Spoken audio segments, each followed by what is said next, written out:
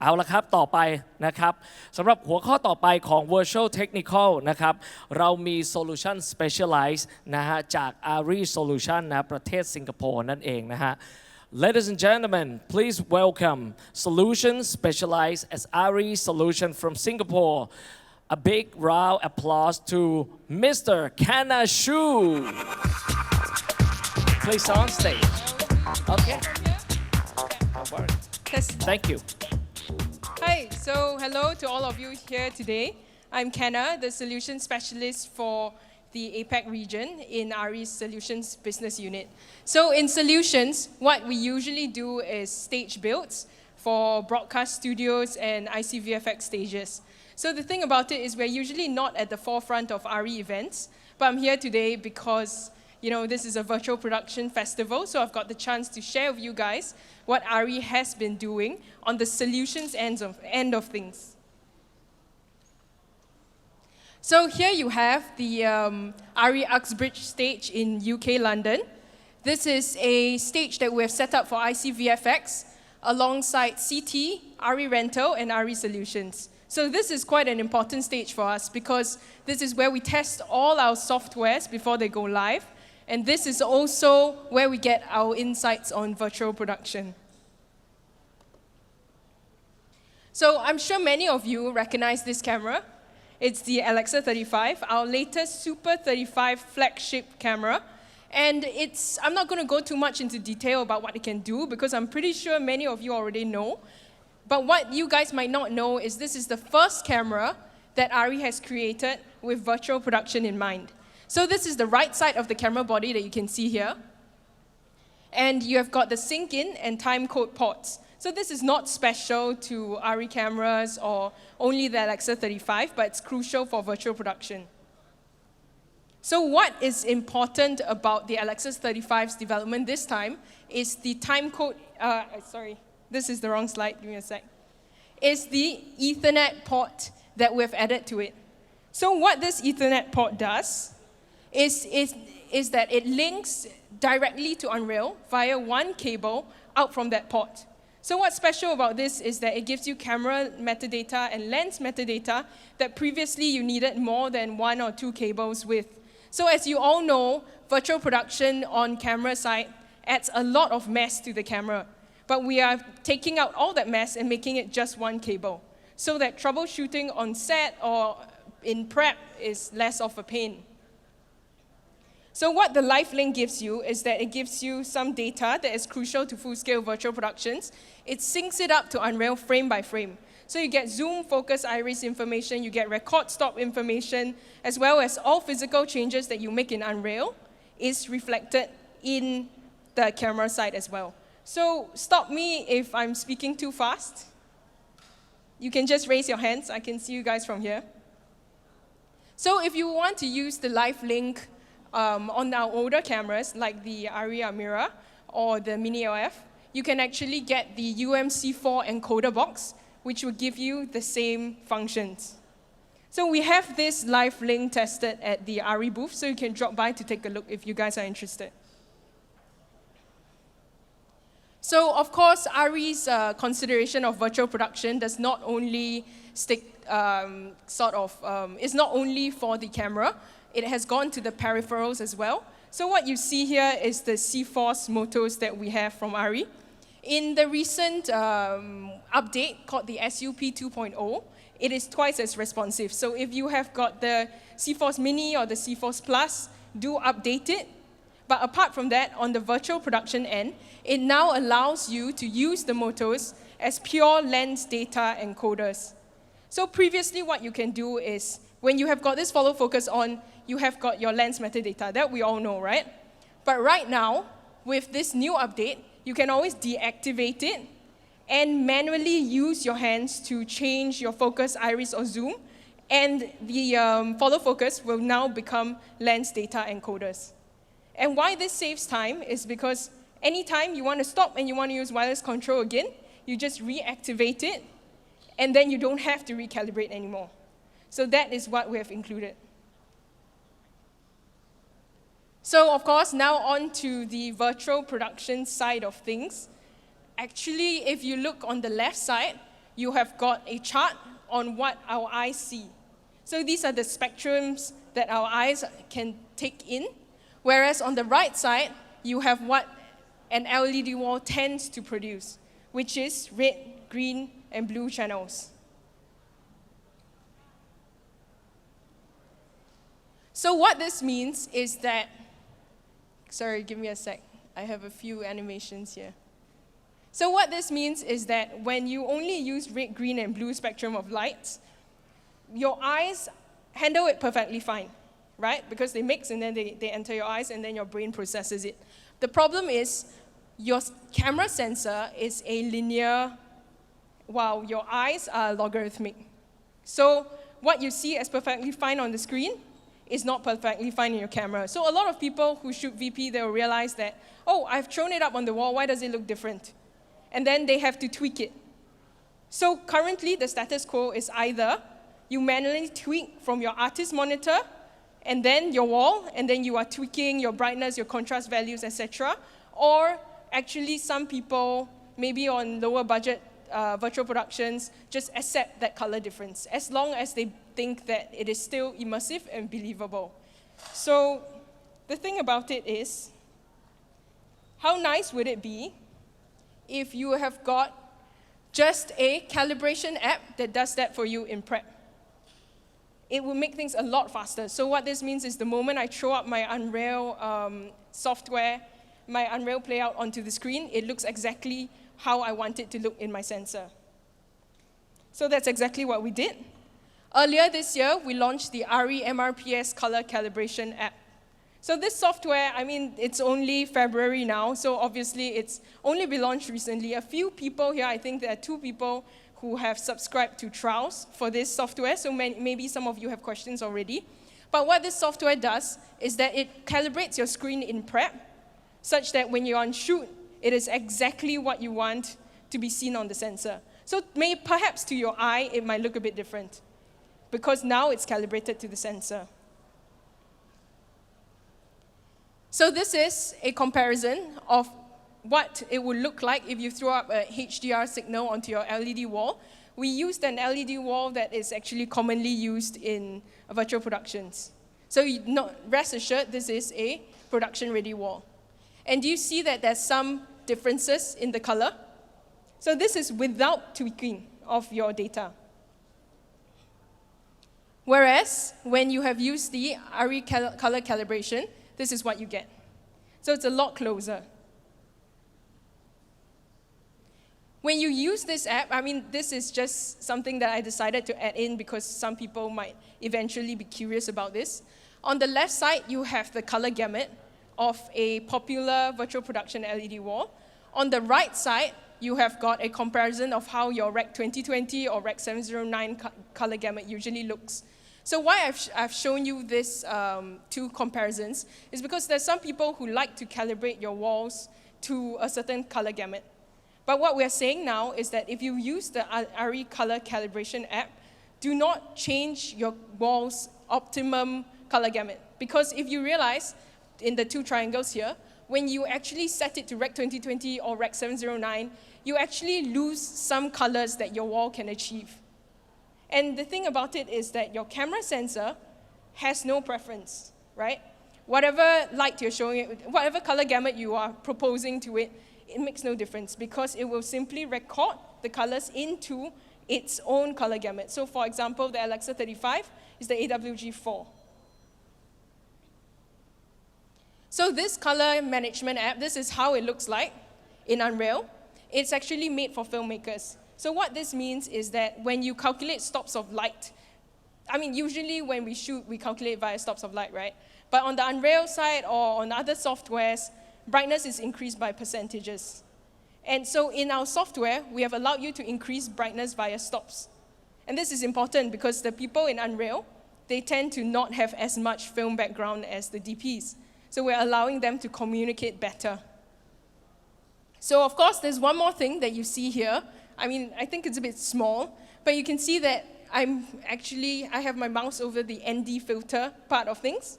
So it allows you to actually calibrate to your ND filter as well. So physical changes in color shifts are also added into this app. So for example, we all know when you use an ND filter, there is a color shift. There is an inherent color shift simply because of physics.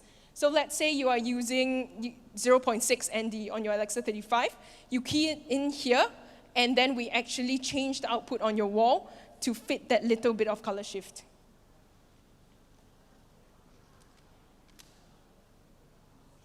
So of course, we're using OCIO when we calibrate this. And the thing about it is, give me a sec,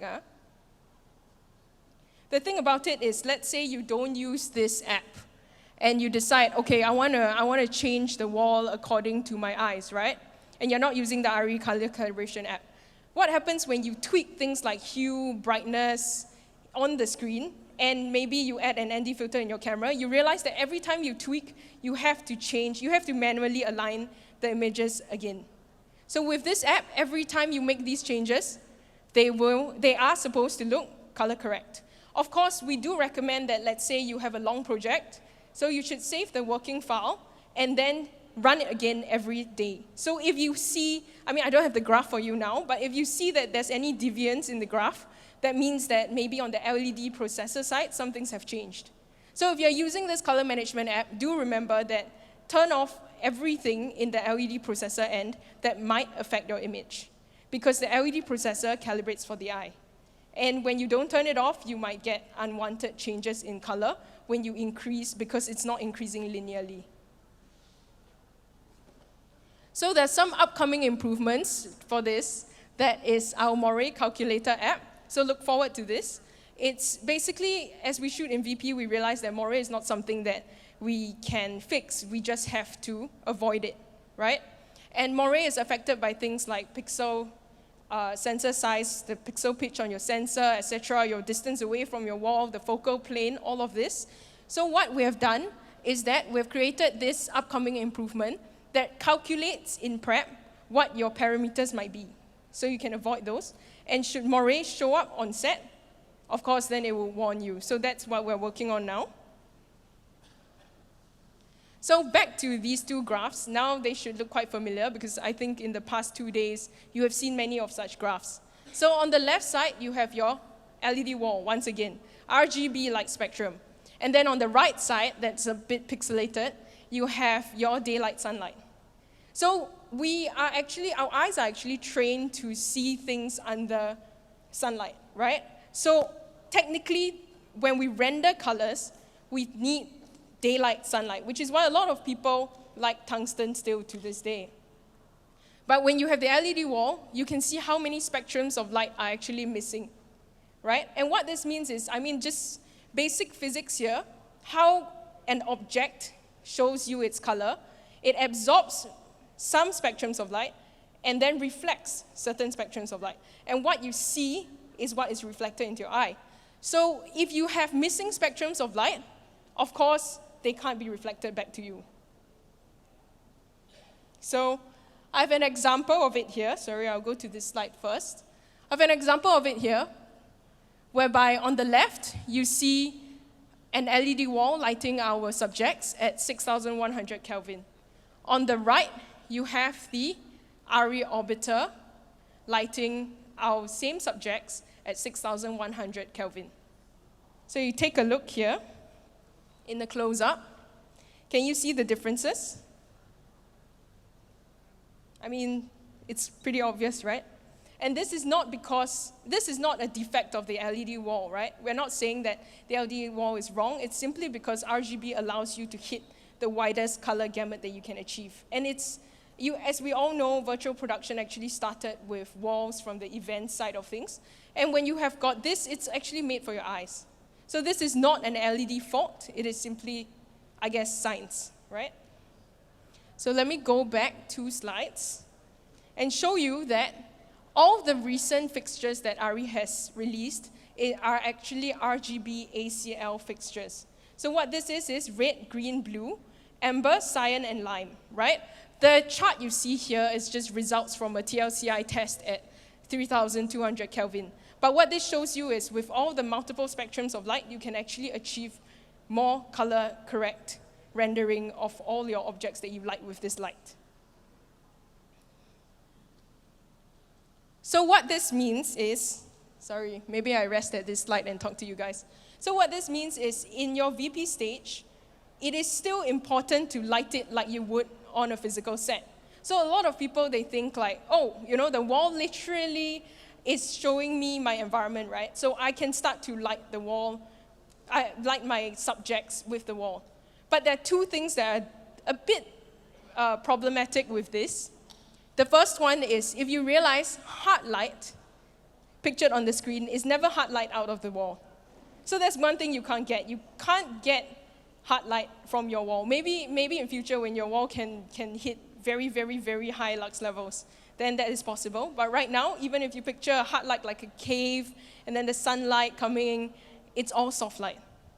And film is a 2D medium, right? So sadly, when we deal with film, when we want to make films, we have to have background separation, even though in real life you might not see that background separation.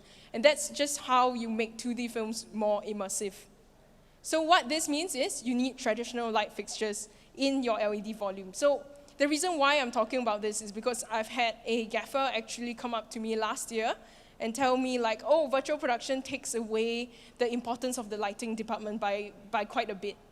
And that's a misconception when you're imagining how virtual production is shot. So I thought to add this into my slides so that you guys have that moment just in case you haven't shot on a virtual production wall. So what this means is you light whatever you are lighting on a virtual production set similarly to how you would do it on a real set. Imagine the wall as sort of your background. So the second thing, because I said there were two things, of course the second thing was what I was talking about, color rendition. So the wall cannot give you the color rendition you need to make good films. So I'm going to end it with my last software for today. It's called the Digital Twin software. So this software is not out yet. Hopefully it will be released in the upcoming months if nothing goes wrong in software development. But what this is like the name suggests, it allows you to have a SkyPanel X in the physical world and match the SkyPanel X in your virtual world. And this means your settings, and this means in pre-visualization, you have a 3D model of a SkyPanel X with technically correct lighting characteristics. So if your screen is calibrated, what this means is, let's say I light a cave with a SkyPanel X in Unreal. So I pre-light it, right? And then I discuss with the lighting director, oh, is this what you want? And he says, okay, this is green lit. I've got 2 SkyPanels at 5,600 Kelvin on my set. So when you replicate it in real life, that's exactly how it will look. So this ARRI has added because we realized that lighting directors now have to communicate with Unreal engineers on the lighting end. And it's a bit difficult because when you're doing games, right, which is what Unreal traditionally used to do, people actually can add as many fixtures as they want. So a lot of these people who build game worlds, they add multiple fixtures in positions that might not even make sense. So we realized that there's this mismatch in language that people are using, and that's why we have got this 3D model that can affect the physical SkyPanel X fixture. So when I keep saying affect the physical SkyPanel X fixture, it means that when I am increasing brightness in Unreal on my SkyPanel X, of course you have to connect it via IP-DMX or some sort of way, the physical SkyPanel X will also change by that brightness level. So this is a lot quicker because, you now no longer have to go up and then change it, or you you should still have a mixing console. You still should have a lighting control desk on set, but it makes it easier for the Unreal engineer to do manual tweaks in Unreal that affects the real SkyPanel X. And one more thing that was shown at IBC last year is something very interesting. It's a moving head yoke that is attached to the SkyPanel X. And this yoke, of course, allows you to do roll and panning effects. And what this means is, in Unreal, when you pan your lighting, the real physical fixture also pans. So I hope that you guys can imagine a lot more new things. Sorry, I keep spitting. I'm pretty sure you can see it under this light. But I hope you guys will be able to have more creative setups in virtual production. Like let's say if car lights flash across your set. You now can actually use a lighting desk to get the sky panel X to turn. And then in Unreal, your environments will also have that similar light. So with that, I end my presentation. I hope you guys can look forward to the software side of things that ARRI is releasing. And you can scan this QR code if you're interested, especially in the color calibration MRPS tool. And now you can clap for me. Thank you. Thank you very much คุณคานาชูนะคะจากทางอารีด้วยนะคะ